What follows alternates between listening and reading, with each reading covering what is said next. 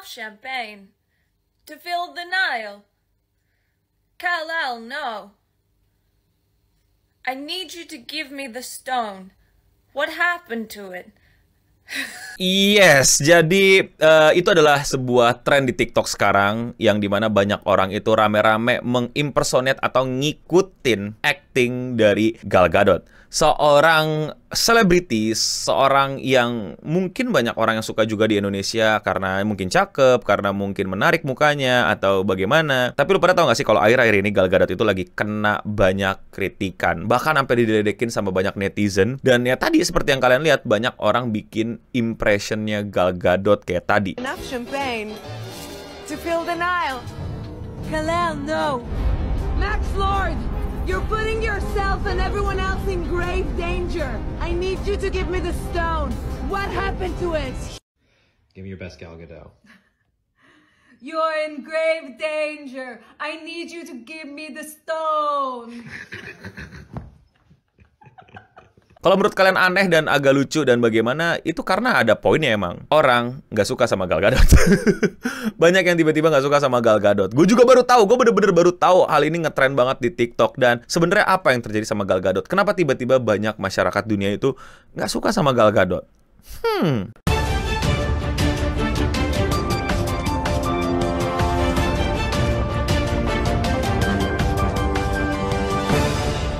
Gal Gadot, seorang selebriti, aktris Hollywood yang kayaknya udah pasti kalian tahu lah. Dia main di Superman v Batman jadi Wonder Woman, dia main di Snow White, dia main di Fast and Furious, yang Fast berapa ya, lupa gue banyakan, dan lain-lain. Pokoknya secara karir tuh dia udah banyak banyak jam terbangnya lah, udah rame lah, udah nggak bisa diragukan lagi, walaupun ini yang lagi diragukan sama orang-orang sih sebenarnya. Jadi intinya dia udah artis papan atas, bukan artis kacangan lagi. Tapi akhir-akhir ini dia menjadi bual-bualan, dia menjadi bahan omongan, dia menjadi bahan kritikan semenjak film terbarunya keluar, yaitu Snow White. Nah, Snow White sendiri ini juga udah menimbulkan banyak kontroversi yang udah banyak gue bahas di video yang ini. Kontroversi pertamanya adalah tentang bagaimana dulu banget ya Seven Dwarf itu diganti jadi Seven Magical Creatures, atau lebih tepatnya Seven Pronouns.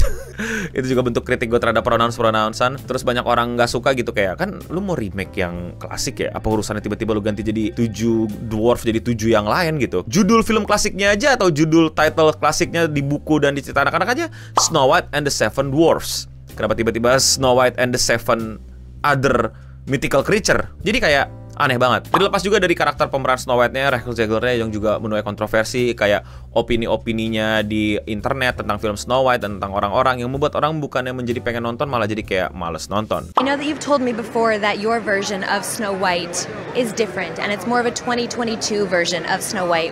What did you mean by that? I mean, you know, the original cartoon came out in 1937, and very evidently so. There's a big focus on her love story with a guy who literally stalks her. Yeah. Weird. Super weird. So we didn't do that this time. Jadi kira-kira itulah recapnya, dan itu yang gue pikir akan terjadi sama Snow White gitu loh. Sebuah mistreatment film Disney plus ditambah karakter utamanya yang jadi Snow White-nya yang kurang pas dan nyebelin opini-opini di publik, jadi orang jadi agak males gitu loh. Tapi ternyata lebih dari itu. Oke, to be fair, gue belum nonton. Dan sampai sekarang nggak mau nonton. Mungkin kalau gue pas libur lebaran kayak bingung ngapain gitu, mungkin bioskop itu gue nonton mungkin ya. Tapi untuk fair, gue nggak bisa nilai filmnya karena gue belum nonton filmnya. Jadi mungkin kalian yang udah nonton dan iseng nonton bisa mau komentar di kolom komentar di bawah, silakan banget gimana menurut kalian. Dan tiba-tiba gue kaget banget hari ini ternyata yang diserang itu sama netizen adalah Gal Gadotnya. Ternyata banyak orang bikin video kayak gini. Listen here, Snow White. There are many things you need to know. 1. Beauty is in the eye of the beholder, and I am beheld as the most fairest. 2. If you want all this, you cannot be talking to peasants. You must act royalty, or I'll be angry. And I always get what I want. Kal-El, no. Enough champagne to fill the Nile. Enough. I said enough. Itu adalah beberapa line yang dikeluarin sama Gal Gadot di Snow White, di Superman kalau nggak salah, di Justice League, dan di Death of the Nile, sebuah film-film dia sebelumnya, yang ternyata menurut orang-orang, gue nggak merhatiin ya, bukan nggak merhatiin actingnya, tapi gue nggak merhatiin ya seberapa orang tuh nggak suka sama acting Gal Gadot. Tapi ternyata pas dilihat-lihat, iya ya gitu, kayak banyak banget orang yang nggak suka sama bagaimana Gal Gadot acting, dan pas gue lihat-lihat bener juga ya, Kal-El no. Ngerti gak sih lo? Gue gak bilang acting Gal Gadot itu bagus, keren. Gue cuman bilang emang Hollywood gitu. Ngerti gak sih lo? Banyak hal yang menurut gue tuh di Hollywood tuh orang-orangnya gak semuanya menarik dan bisa dibilang actingnya luar biasa gitu. Walaupun banyak title-nya, tapi beda lah gitu levelnya. Gal Gadot ya just being Gal Gadot. Gue pikir emang orang-orang udah tahu itu Gal Gadot adalah sosok yang emang punya skill acting yang mungkin tidak semaksimal let's say Leonardo DiCaprio atau Bryan Cranston, Giancarlo, Michelle Yeoh, Emma Stone. Pokoknya you get my point lah. Gal Gadot kayaknya nggak akan pernah menang Oscar gitu. Dan ini semua terjadi ya karena orang nonton Snow White dan ternyata actingnya nggak berkembang dan masih di situ-situ aja. Dan setelah gue selidiki ternyata nggak berhenti sampai di situ. Banyak banget juga kritikan orang-orang terhadap Gal Gadot ini ke belakang-belakangnya. Jadi kalian dulu ingat nggak waktu zaman COVID ternyata itu Gal Gadot menginisiasi yang Imagine all the people. Imagine there's no heaven. It's easy if you try. No hell below us. Above us only sky. Mungkin buat kalian keren gitu ya, wah disemangatin sama artis gitu loh. Nah itu kalau kalian nggak tahu, masyarakat tuh mengkritisi nih keputusan Gal Gadot untuk ngumpulin artis nyanyi kayak gituan.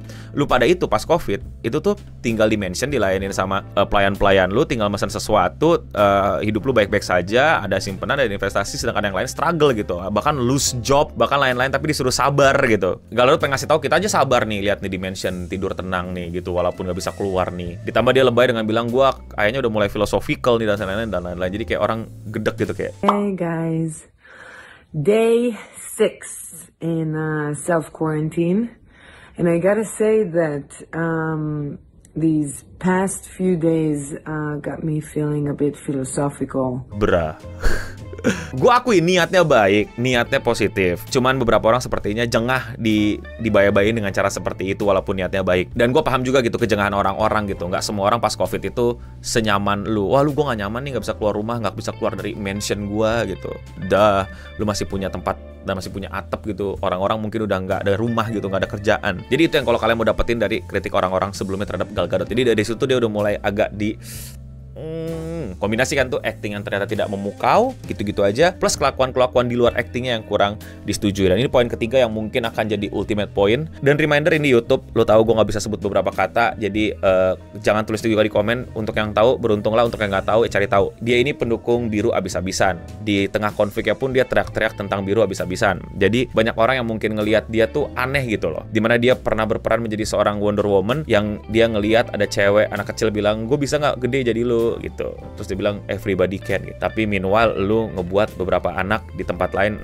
Sosok Wonder Woman juga liberasi, membuat orang-orang juga bisa punya opportunity. Perempuan dalam hal ini juga yang suka dipandang sebelah mata, tapi meanwhile dia sangat-sangat mendukung biru. Makanya pas keluar Snow White, gue pikir tuh orang-orang bakal membenci si Rachelnya. Ternyata Gal Gadotnya juga. Gue belum nonton, tapi katanya actingnya di sana bener-bener wadidaw banget. Tapi kalau menurut kalian yang udah nonton gimana? Atau kalian ngikutin Gal Gadot? Coba komen di bawah. Kalau kalian suka sama konten pembahasan kayak gini, kenapa di internet begitu? Dan kalian mau support gue, lakuin dengan sesimpel klik tombol subscribe. Dan ya, sekian seputar internet untuk episode kali ini. Gue Eno Bening pamit undur diri. Dan untuk kita semua, stay clean and sound.